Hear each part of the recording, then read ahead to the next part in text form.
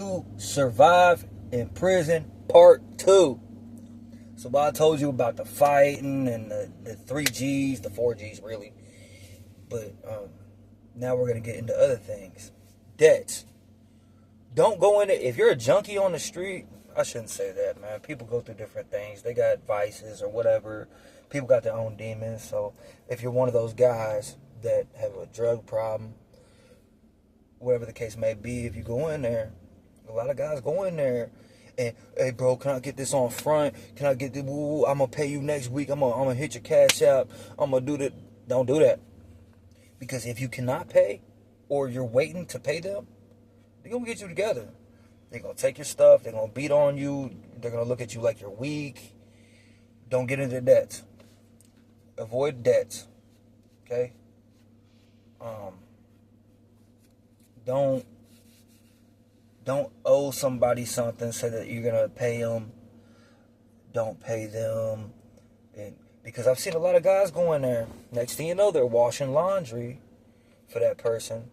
They're washing their bowls. They're washing their drawers. Oh, yeah. They're washing their drawers. It don't matter if there's stains in them drawers. They're washing them to avoid getting that ass kicked. I seen somebody go in there, and he was actually from somewhere I used to live, and I knew about him.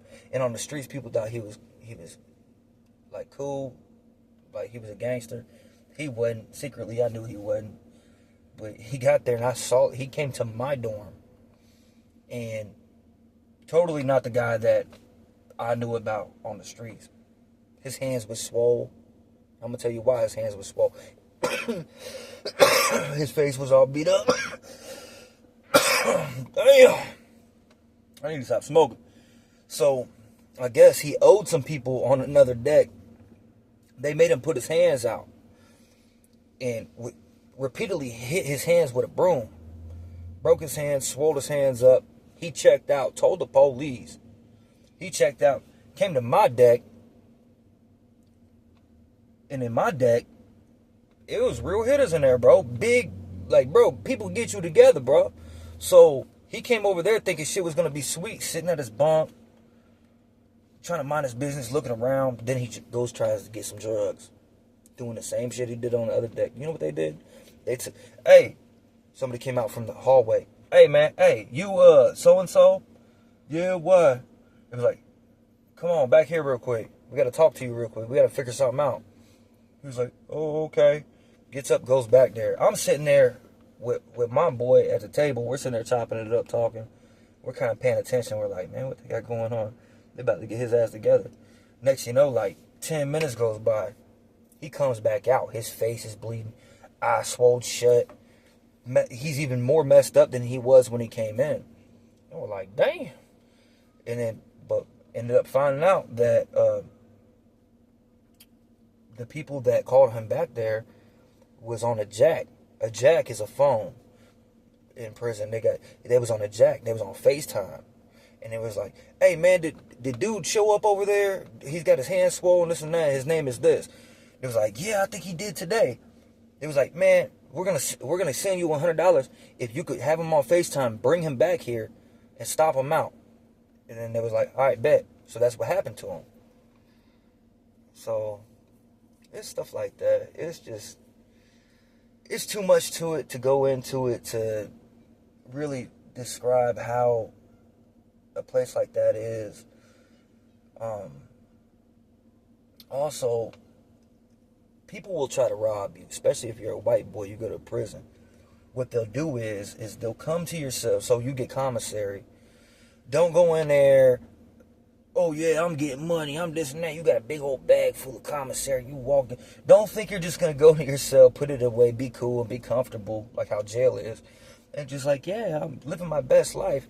Because as you're putting it away, once commissary run is over with, and you're putting your stuff away, you're going to look up, and it's going to be at least 3 people standing at your cell door. One got a shiv on them, a poker. And they're going to walk up on you, hey, man. Hey, how much you got there, bro? What all you got? Hey, don't put that away yet. Hold on. And if you're not about that, you're going to look at them just like, man, start stuttering.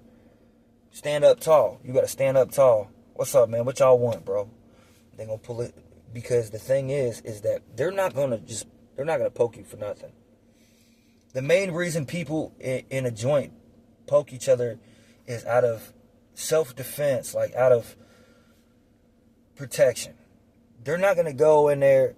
It's meant to scare you. If they go in there and they pull it out and there's 3 of them, they got more than enough people to beat you up and take your stuff, you know? So they'll go in there, be like, what's up, man? How much you got? Ooh. You see one, pull one out. Don't get scared. Don't get scared. It sounds scary, but don't get scared. Don't, I don't know, this and that. Don't do that. Stand tall. Stand on your word. All you got in this world is your balls and your word as a man. Stand tall. Why? What y'all doing in here? What you want? Oh, we're gonna need all that. Don't even sit there and be like, oh, why? And question it. Just be like, so what? You coming in here trying to take my shit? You trying to take my shit? Yeah, we're gonna take your shots at. Either say, no, you're not. You're gonna have to fight for it. Either say that or just take off on them. Take off on them. That's all you got to do. Next, you might get stabbed. It's a low chance that you'll get stabbed. They might just beat the shit out of you, take some of your shit, but then they actually might not take your shit, or they'll give some of your shit back if you get beat up and get your shit took. So don't hoe out, because if you hoe out and you give it to them, they're gonna do it every time. They're gonna do it every time. Every time they don't make commissary no more. If you keep making commissary and you go get your commissary, come back, and if you gave it to them and you hold up, they're going to come and do it every time. You're paying rent now. You're paying rent. They're taking your shit every time. Don't let that happen. I seen a kid, he used to try to always message my baby mama and stuff, and he had face tattoos, and he thought he was cool. And I knew about him and shit. I knew he was a hoe, but people thought he was cool. He would always be posting guns on Facebook and all this other shit. Well, I get to prison. He's in the same dorm as me, on the idle dorm. And he was in there just thinking he was cool. He's sitting there, he's talking to everybody. And he's talking to everybody. And you know. Next thing you know, I don't know what happened. He ended up trying to steal some drugs from somebody, from a hitter. A hitter in prison is somebody that makes shit happen, sells drugs, does whatever, makes money. So he tried to steal a little bit of drugs from him. He got caught. He got his ass kicked. He was in there crying. He got beat up multiple times. They made him check out. That's another thing. Don't be a checkout. Don't ever check out. It don't matter what happens. You better stand tall. You better fight. You better stand on your 10. And you better fight every time. Let people know that you ain't going. Don't ever go check out. Don't ever go to the police, say that you fear for your life or do this and that or snitch on people. Don't do that. You're going to hit different dorms. You get to different dorms. They're going to know about it. Word gets around. People send kites. People got phones in there. They're going to get a hold of other people. Hey, is he over here? Is he over there? Yeah, he just showed up yesterday, man. What's to him? All right, get them together. Boom. Next thing you know, you check out again. All the way until it gets to a point where if you check out so much, you're going to PC. And where I was, even PC was up. Even PC was on fire. Even PC people was getting stabbed. Because even though that they were snitches and jump dorms like that, even they was in there poking each other up. And at that point, you can't leave. You're in purgatory. You cannot leave. You're in PC. So now you're stabbed up. You go to the infirmary and you go back to PC. Now you're with the same people. Because it was just one PC. That's the only thing. That was the only PC that exists in that prison. It's over with. You're going back there, and you got to deal with the same shit. Prison is hell on earth. I promise you. I promise you. I've seen people get the R word happen to them. Somebody told me not to actually say that word. I appreciate that because I didn't know that. I'm not really savvy with the whole thing about what I can say and can't say since the internet's so soft now. But yeah, I've seen people get R word. I've seen them, hey man, you owe me money, man. You can't pay me. Ooh, this and that. I can't pay you, bro. I told you I can't pay. I'm gonna need something else now. Oh, I don't want to do that. But you're gonna have to do that. You wanna get, you know what I'm saying? You wanna put this in you or put that in you? And all right, bro, all right. Horrible. It's horrible, bro. I've seen that too. the prison I was in, so like I said, I'm from Northwest Indiana. We don't really have segregation. Like, we don't have race segregation. My best friend in there was black. A lot of my homies was black. One of them was like Dominican or something. And, you know, like, we don't really have segregation like that. But at the same time, we're close to Chicago. And a lot of people from Chicago, they move to Northwest Indiana, where I'm from. They migrate to Indiana. And, you know, they live there in Section 8. And I'm not saying nothing bad about black people. I fuck with a lot of black people. I consider one of my best friends, I consider him my brother. He's black. And but a lot of them, they move here, get in Section 8, and then they catch cases, and then they go to the prison I was in. The thing about that is, Chicago is notorious for gang activity. So when you get to that prison, you're going to get in there where you got GDs, you got IGDs, you got Blackstones, you got all the Moes, Vice Lords, Four Corner Hustlers, and they run the prisons. So even though there's no segregation, if you're a neutron, non-affiliate, and you get there, especially if you're a white boy that seems soft, they're going to test you. Or they'll take your stuff. Or so you got to be that. If you're not affiliated on the streets, I was cool. And I knew a lot of people that was in there already. So when I got there, people, oh, yeah, what's up, Kane? So there's no segregation, but there's gang affiliation, heavy. And they'll try to get you together.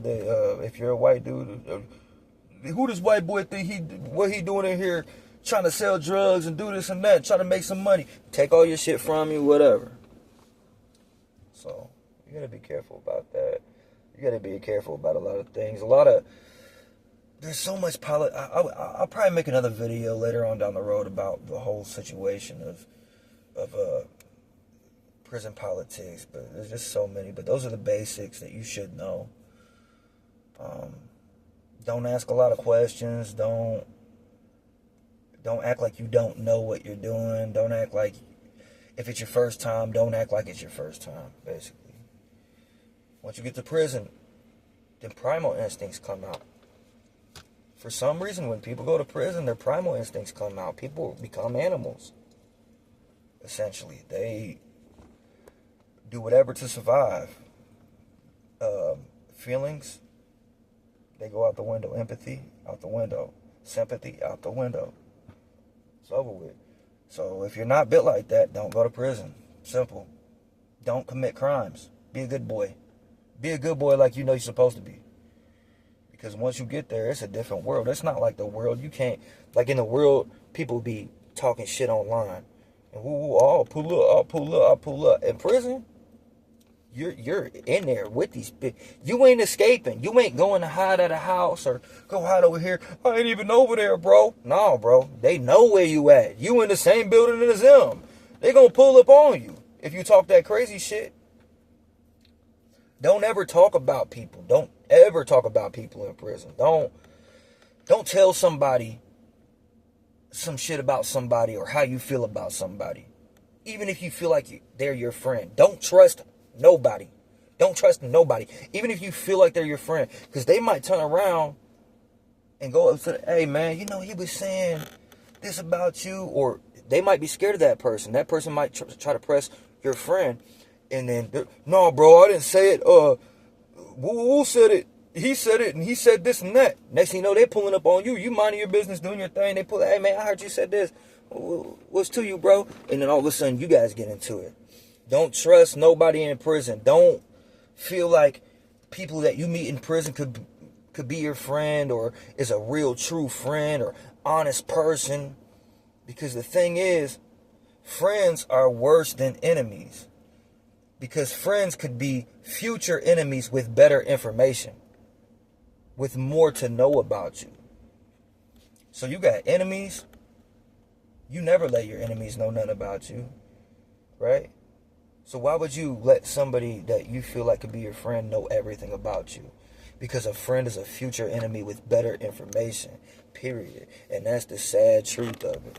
And everything I told you in these 2 parts of these videos is the truth. And you better listen to it. If you think you're a gangster, you want to go to prison, alright? There you go.